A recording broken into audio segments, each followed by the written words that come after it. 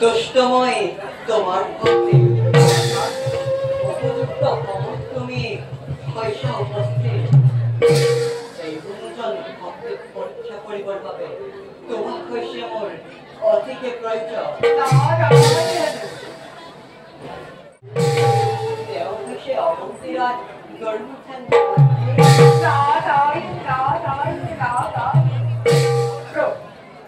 তেওঁ তো আপোনাৰ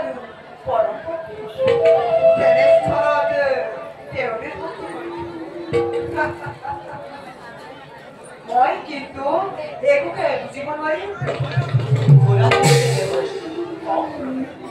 এই জগতৰ ভক্তসকলৰ দ্বাৰাই ভক্তি পৰীক্ষা কৰি জগতত ভক্তি মহিমা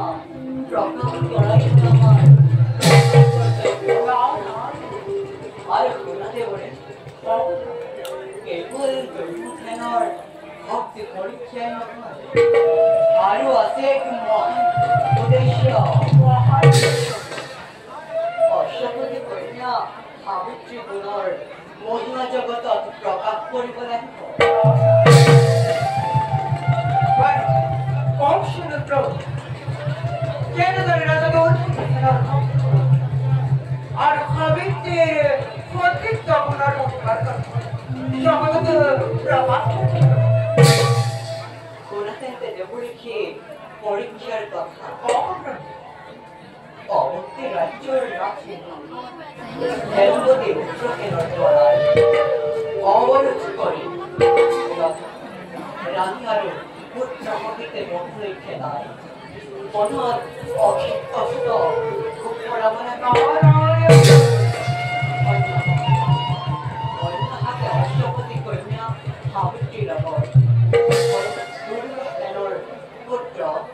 সত্যৱানৰ বিবাহ কাৰ্য সমাধান কৰাব লাগিব কিন্তু দেৱৰীকে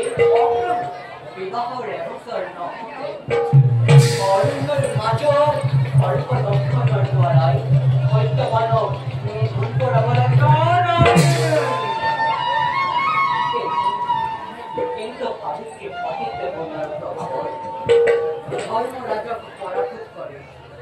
ৰজাই হেৰুৱা ঐশ্বৰ্য বিভূতি আৰু স্বামীৰ জীৱন ঘূৰাই অনা গতিকে এই কাৰ্যত তুমি মোক সহায় কৰিব লাগিব তেন্তে এতিয়া তুমি যোৱা নিষ্কৰ্য আৰু যাওঁ মোৰ কৰ্তব্য এই দাখিনী আপনার বিদায় শ্রী